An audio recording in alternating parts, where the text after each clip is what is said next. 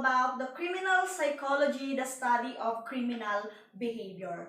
So first, let us define some terms. First is the word psychology.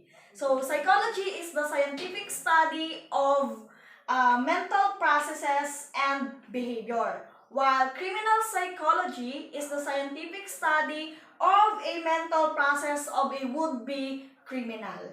So why do we need to study criminal behavior? We need to study criminal behavior in order for us to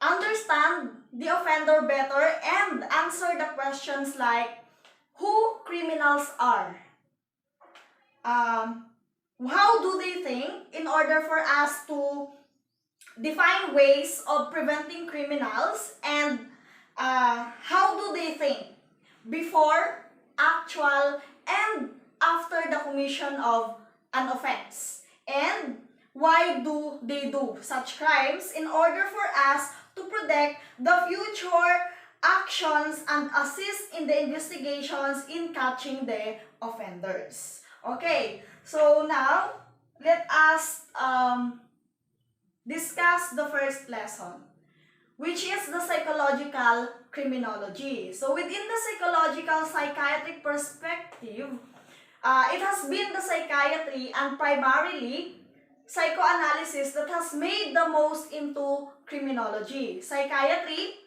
is the older profession, going back to the earliest days of medicine and dealing with the problems of the mental diseases. And the psychoanalysis submerged out of the psychiatry with the work of Sigmund Freud. So psychology particularly is that branch of it with the most relevance for criminology. So abnormal psychology has come into its own during the 20th century. What they have in common, the psychiatry and the psychoanalysis, is that the idea that the causes of criminal behavior originates in the personality. Personality is defined as the complex of set of emotional and behavioral attributes that tend to remain relatively constant as the individual moves from situation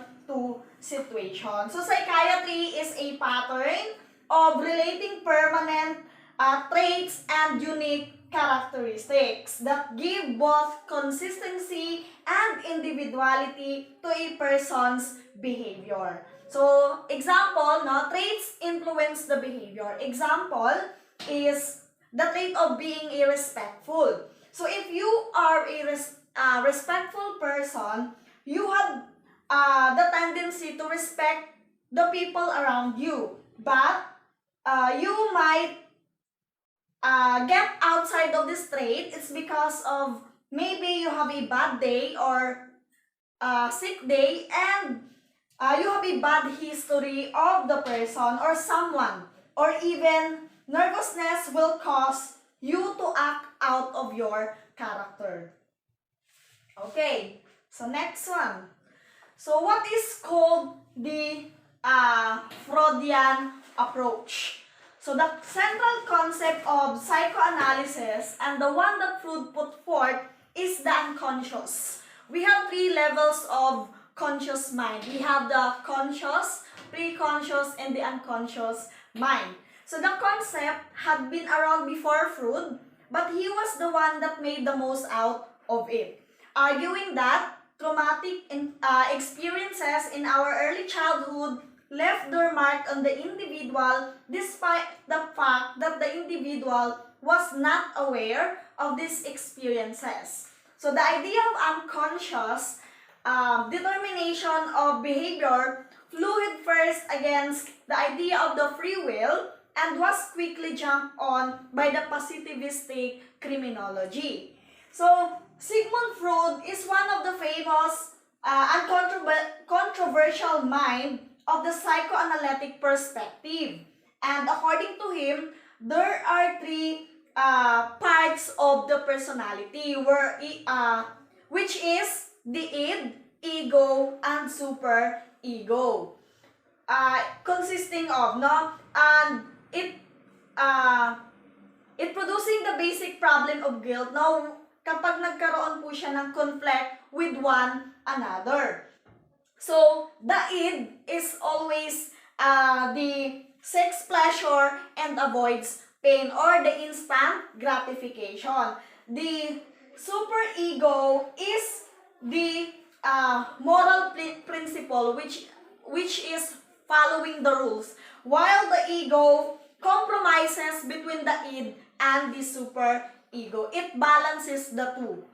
Okay, so kapag nagkaroon siya ng conflict with one another, it produces some problem of guilt, negative feelings, and anxiety. That is why we are using one or more defense mechanism. So the idea of the personality conflict as a cause of crime became quite popular among both scientists and general public. Okay, so guilt is a very common problem because of all the urges and drives coming from the id and the prohibitions and codes of the superego. There are a variety of ways an individual handles the guilt, and these are called the defense mechanisms. So we have 9 ego defense mechanisms, which are the sublimation, repression, regression, denial-intellectualization, projection, fixation, undoing, reaction formation, and displacement. So, sublimation, the desires of the id are diverted into healthy outlets approved by the superego. Meaning to say, a person is channeling unacceptable actions into more acceptable ones. You are doing something positive. Repression, the desire of the id are stuffed back into subconscious, and the person denies they exist or engage in the Freudian sleep. So, a person is blocking unacceptable thoughts or memories from the past. That is repression. We have also the regression. The desire of the id are followed impulsively to escape from hearing the superego.